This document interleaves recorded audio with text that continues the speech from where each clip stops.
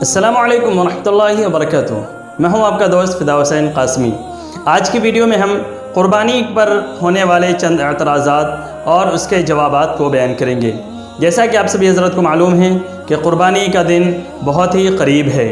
اور ایسے موقع پر بہت سارے جو خاص طور سے غیر مسلم یا لبرل طبقہ جو ہوتا ہے وہ طرح طرح کے قربانی کے اوپر اعتراضات کرتے ہیں۔ مسلمانوں میں بھی ایک طبقہ وہ ہے جو قربانی پر اعتراض کرتا ہے۔ وہ کون لوگ ہیں؟ وہ یا تو دین سے بالکل دور ہیں، یا پھر وہ لوگ ہیں جو دنیاوی تعلیم میں بہت زیادہ آگے بڑھ چکے ہیں اور جن کو دین کی سمجھ نہیں ہے۔ تو ایسے لوگ اسلامی شعائر پر بہت سے اعتراضات کرتے رہتے ہیں۔ سب سے پہلا اعتراض قربانی کے اوپر یہ کیا جاتا ہے کہ قربانی کے موقع پر جانور کو ذبح کر کے کتنے لاکھوں اربوں کھربوں روپے خرچ کر دیے جاتے ہیں۔ اگر ان پیسوں کی مدد سے کسی غریب کی مدد کر دی جاتی تو دنیا سے غربت کا خاتمہ ہو جاتا، یا انہی پیسوں سے غریب بچیوں کی شادی کروا دی جاتی تو ان بچیوں کی شادی کا انتظام ہو جاتا، اور بہت سی غریب بچیاں جو اپنے گھروں کے اندر غیر شادی شدہ بیٹھی ہوئی ہیں ان کی شادی کا انتظام ہو جاتا، یا پھر انہی پیسوں سے بچوں کی تعلیم کا انتظام کر دیا جاتا۔ جو خاص طور سے غریب طبقے کے بچے ہیں ان کے لیے تعلیم کا انتظام ہو جاتا تو دنیا سے جہالت کا خاتمہ ہو جاتا۔ اور ایک اعتراض تو یہ کیا جاتا ہے کہ اگر گوشت ہی کھانا تھا، اگر گوشت ہی اس کا مقصد ہے تو پھر کیوں نہ ہم، اگر غریبوں کو گوشت کھلانے کا مقصد ہے تو ایک دن نہ کھلا کر کے اس قربانی کے پیسوں کو ایک جگہ جمع کر کے کوئی ایسی کمیٹی بنا لی جائے جس کے ذریعے سے پورے سال ہر مہینے غریبوں کو گوشت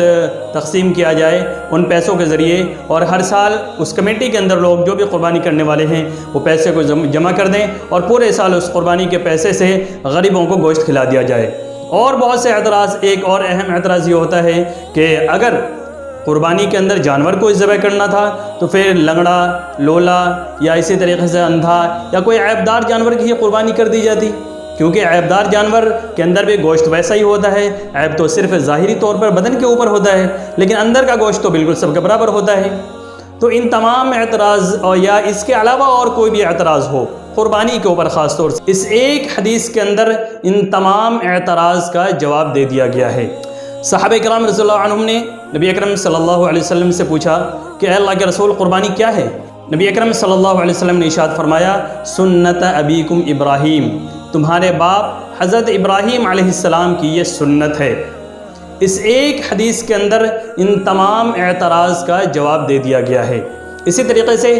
قرآن کریم کے اندر اللہ تبارک و تعالیٰ نے ارشاد فرمایا لن ینال اللہ لحومها ولا دماؤها ولکن ینالہ التقوی منکم، کہ اللہ تبارک و تعالیٰ کو ان جانوروں کا، قربانی کے اندر جو جانور ذبح کیے جاتے ہیں ان کا نہ تو خون پہنچتا ہے نہ ہی گوشت پہنچتا ہے، لیکن اللہ تعالیٰ کو تمہارا تقوی پہنچتا ہے، تمہاری پرہیزگاری پہنچتی ہے۔ اور دین کے جو بھی کام ہے اس کے اندر تقوی اور پرہیزگاری یہی ہے کہ اللہ تعالیٰ نے جس چیز کا ہمیں حکم دیا ہے ہمیں وہ کرنا ہے۔ قربانی ایک شعائر اسلام میں سے ایک مضبوط شعار ہے، جو ایک اسلام کی ایک طرح سے پہچان ہے، تو اس کے جگہ پر کوئی دوسرا کام کر لینا کسی بھی طریقے سے جائز نہیں ہے۔ یہی نبی اکرم صلی اللہ علیہ وسلم نے اس حدیث پاک کے اندر فرمایا سنت ابیکم ابراہیم کے اندر صاف طور سے اعلان کر دیا کہ یہ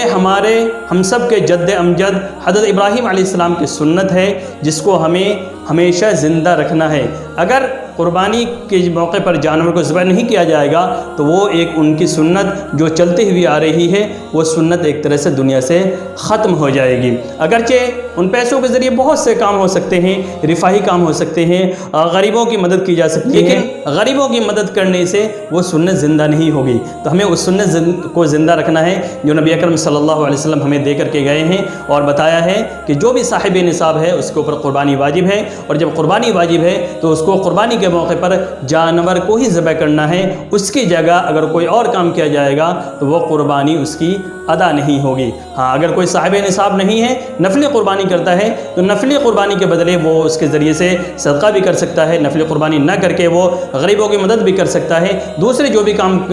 کرنا چاہتا ہے وہ کر سکتا ہے، وہ اس کے لیے قابل قبول ہے۔ لیکن واجب قربانی اگر ہے تو وہاں پر صرف اور صرف جانور ہی ذبح کیا جائے گا۔ امید ہے آپ حضرات کو یہ مسائل سمجھ میں آ گئے ہوں گے، اور ان تمام اعتراض کا آپ کو اس ایک حدیث اور ایک قرآن کریم کی آیت کے اندر صاف طور سے بتا دیا گیا ہے، اور کہیں پر بھی اگر کوئی آپ سے اعتراض کرے، کوئی سوال کرے، تو آپ اس کو یہ جواب دے سکتے ہیں۔ السلام علیکم ورحمۃ اللہ وبرکاتہ۔